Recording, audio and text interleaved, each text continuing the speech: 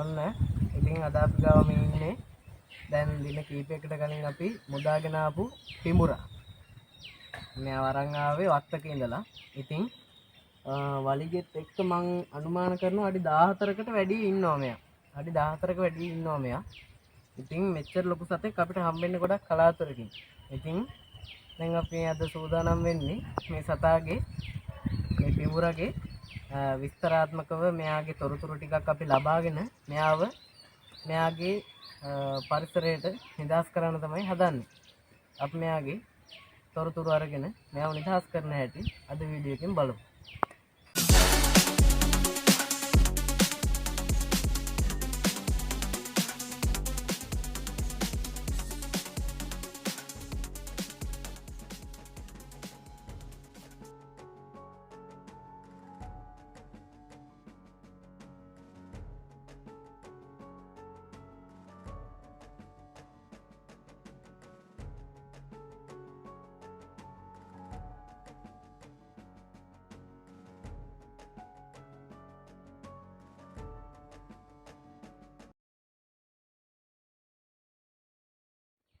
ඉතින් ඔයාලට පේනවා ඇති මේ මගේ අතත් එක්ක බැලුවහම මෙයාගේ ඔළුවේ විශාලත්වය. මේ දැන් මගේ අල්ලත් එක්ක බැලුවහම මෙයාගේ ඔළුව ඊට වැඩිය විශාලයි.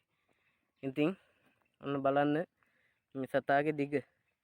ඉතින් මෙයාලා බය වුණාම අපි දැන් මෙයාගේ අසල ඉන්නවා කියලා මෙයාට තේරෙද්දී මේ පිඹුර කියන සතා ගොඩාක් වෙලාවට මල රංගනය පෙන්නනවා. ඒ කියන්නේ මැරලා වගේ රඟපානවා. දැන් ඒ වුණාට අතන අර වලිගේ එයා හොල්ලනවා. ඒ කියන්නේ එයා දැන් කලබල වෙලා ඉන්නේ. හැබැයි එයාට මේ වෙලාවේ අපිට හපා කන්න බෑ. මොකද එයාගේ අපි හොම්බට මෙයාගේ ඔළුවේ අගිස්සට ටේප් එකක් ගහලා තියෙන්නේ. මොකද මෙයාගේ විස්තර නැත්තම් අපිට අරගන්න බෑ. මොකද මෙයාව අල්ල ගන්නත් තව කීප දෙනෙක් ඕනේ. එහෙම වුණොත් එහෙම විස්තර අරගන්නකම් අපි මෙහෙම තමයි මෙයාව තියාගන්නේ. අපි බලමු මෙයාගේ විස්තර අරගන්න හැටි. ඔන්න ඔයාලා දැන් ඉතින් මේ දකින්නේ අපි ගාවේ ඉන්න පිඹුරගේ ගන්න ඩීටේල්ස් ටික. ඉතින් මේ විදිහට තමයි මේ සතාගේ ඩීටේල්ස් අපි ගත්තේ. ඉතින් ඒ වල ඡායාරූප තමයි ඔයාලා මේ දකින්නේ.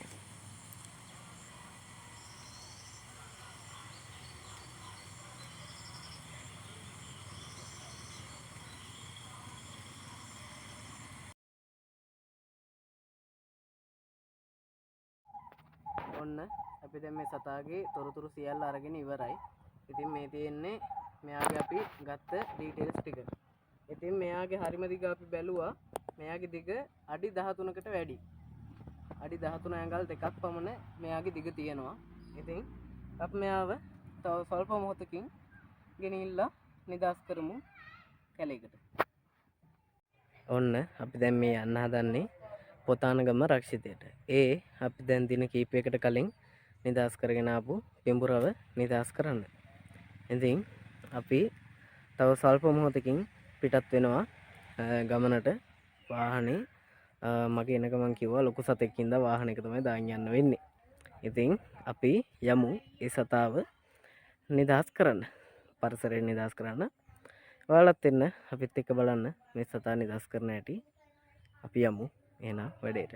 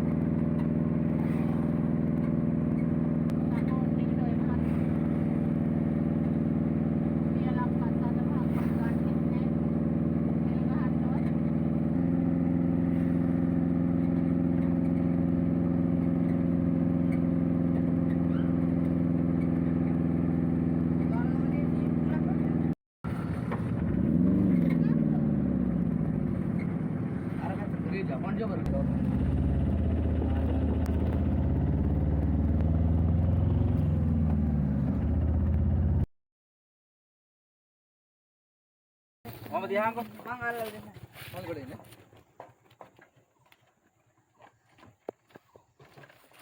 අල්ලගන්න.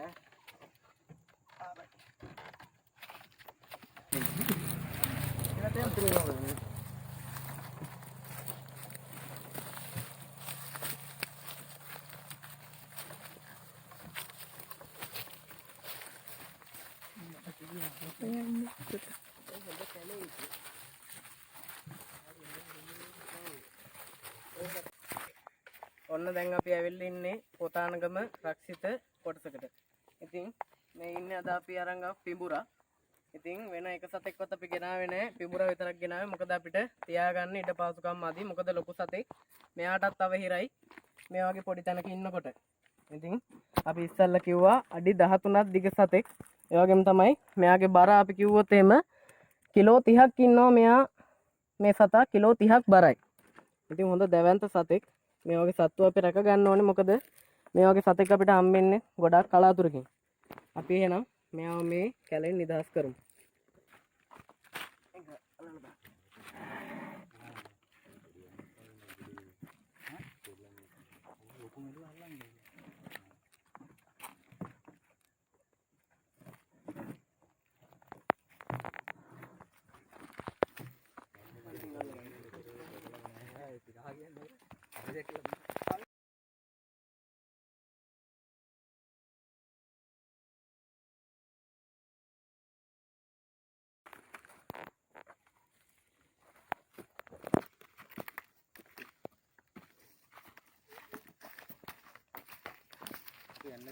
යනවා කියන්නේ හරි. thank you ලොකු දෝසරේ.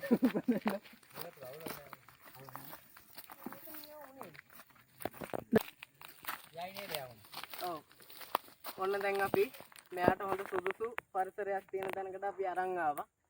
ඉතින් මෙතන හොඳ සීතලයි ඇත්තටම. හොඳ සීතල තැනක්. මෙයාලා කැමතිත් අන්න ඒ වගේ සිසිල් පරිසර පද්ධති වලට. ඒ වගේ තමයි අර්ධ ජලාශ්‍රිත සර්පෙක්.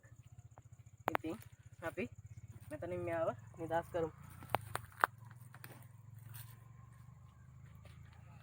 බලමු අපි ආයිද කියලා.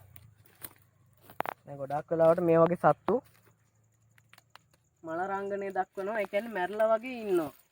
මේ සතා මැරලා වගේ ඉන්නවා ටික වෙලාවක්.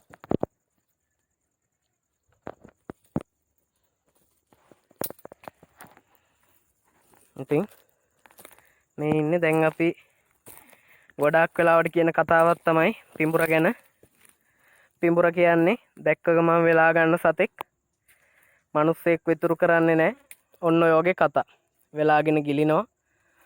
ඔන්න ඔය වගේ කතා නිතරම අපිට අහන්න ලැබෙන දේවල්. ඇත්තම කිව්වොත් එහෙම ලංකාවේ පිඹුරෙට වැඩුණු මිනිස්සෙක්ව ගිලින්න බෑ. ඇත්තටම හරි අහිංසක සතෙක්. හැබැයි සපා කෑමකට ලක් කරන්න පුළුවන් අපි මෙයා ගාවට ගියොත්. අප පොඩ්ඩක් වෙලා බලමු මෙයා යන හැටි. දැන් ඔන්න අපි දැන් මෙතනට නිදහස් කරාට සතා එල්ලෙන්නේවත් නෑ. මන් දැන් ඒකලා තව පොඩ්ඩක් එහාට දැම්මා. වැඩි ළඟට යන්න හොඳ නෑ. මොකද මෙයා මෙහෙම ඉඳලා ශනිකව හපා කනවා. ශනිකව අනිත් පැත්තට හැරලා උඩට පනිනවා. ඉතින් බලන්න මෙයාගේ තියෙන හැකියාව. එයා මැරලා වගේ රඟ දැක්වීමක් තමයි මේ කරන්නේ. අපි සමහර විට තව පොඩ්ඩක් එහාට වෙලා හිටියොත් සතා යන හැටි අපිට වීඩියෝ ගත කරගන්න පුළුවන් වෙයි. ඔන්න දැන් ඔයාලට මේ පේන්නේ සතා හිමීට ඇදිලා යනවා ඉස්සරහට. ඉතින් අපි පොඩ්ඩක් පිටිපස්සට ගිහිල්ලා බලාගෙන හිටියා මොකද වෙන්නේ කියලා. සතා විනාඩි කිහිපයක් ඉඳලා තමයි මේ විදිහට යන්න පටන් ගත්තේ. ඉතින් එයා හිතන්නේ දැන් කවුරුත් අසලක නැහැ අපි එතනින් අයින් වෙලා ගියා කියලා. අපි ඉතින් මේ දැන් සද්ද නොකර ඉතා පරිස්සමට තමයි මේ වීඩියෝ කොටස ගන්න. මොකද නැත්තම් ආයෙ මෙයා නැවතුනොත් එහෙම ආයෙ අර හිටියා වගේම වෙලාවක් සමහර විට ආයෙ නැවතිලා ඉන්න පුළුවන්. ඉතින් දැන් ඔයාලා මේ දකින්නේ පිඹුරෙක් සාමාන්‍ය තත්වයක් යටතේ ගමන් කරන විදිහ. ඉතින් බලන්න යාගේ කොරළ ඉස්සරහට පස්සට අරන් යන ගමන් තමයි යා ගමන් කරන්නේ. ඉතින් ඇත්තටම හොඳ පරිණත සතෙක් හින්දා මෙයා හොඳ පරිණත සතෙක් හින්දා තමයි මේ විදිහට කලබලකාරී නොවන ගමනක් මෙයාගේ දකින්න පුළුවන් වෙන්නේ. මොකද ගොඩාක් වෙලාවට මේ අයගේ කුඩා සත්තු එහෙම නැත්නම් තරුණ අය කලබල කරාට වැඩිච්ච සත්තු එහෙම නැත්නම් පරිණත සත්තු කලබලයක් කරන්නේ නැහැ. ඉතින් මෙහෙම ගමන් කරනකොට මෙයාගේ තියෙන හරිම දිග සැබෑ දිග හොඳට පේනවා.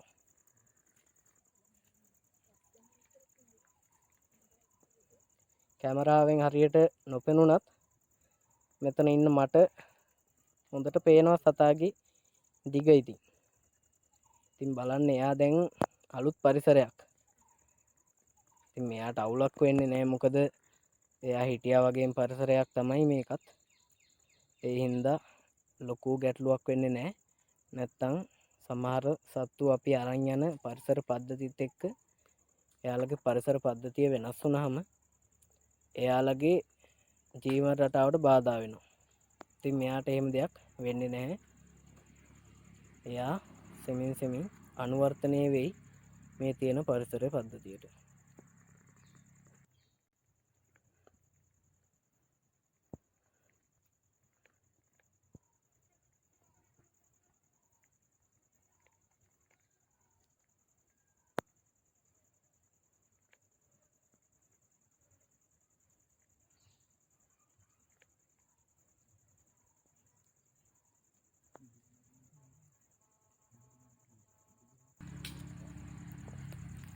ඉතින් තව කාරණයක් තමයි වෙන්ද කියනවා වගේම මේ වගේ සතෙක් ගොඩක් වෙලාවට මිනිස්සු මරන්නේ නැහැ. පිඹුර කියන සතාව ගොඩක් අය බේරනවා. ඒක ඇත්තටම හොඳ දෙයක්. ඒ වගේම තමයි ණයටත් ඒ හා සමානව ගරු කරනවා ගොඩාක් මිනිස්සු. හැබැයි පොළොංගු තෙල් කරවල්ලු වගේ සත්තුන්ව මිනිස්සු දැක්ක ගමන් දෙපාරක් නොහිතා මරලා දානවා. ඉතින් හැම සතාම අපේ මේ පරිසරයට ඕනේ කියන දේ මතක තියාගෙන හැම සතාටම එයාගේ ජීවිතේ නැති කරන්න නැතුව ඒ සතාගේ ජීවිතේ දෙන්න. කිසිම සතෙක් මරන්න එපා කියන දේ තමයි ඔය හැමෝගෙම ඉල්ලන්නේ.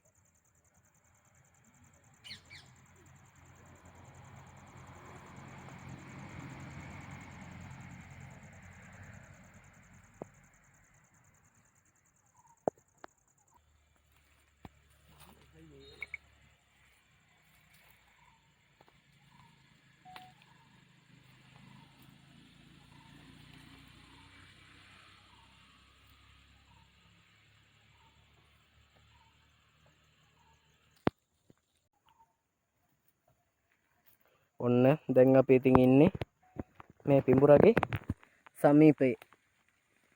දැන් එයාව අපි ස්පර්ශ කරත් එයා මෙතනින් යනවා. මොකද එයාට දැන් මේ පරිසරය හුරු වුණා. මොකද ඉක්මනට ඕනම පරිසර පද්ධතියකට අනුවර්තනය වෙන්න පුළුවන් සත්තු තමයි මේ උරගයෝ කියන්නේ.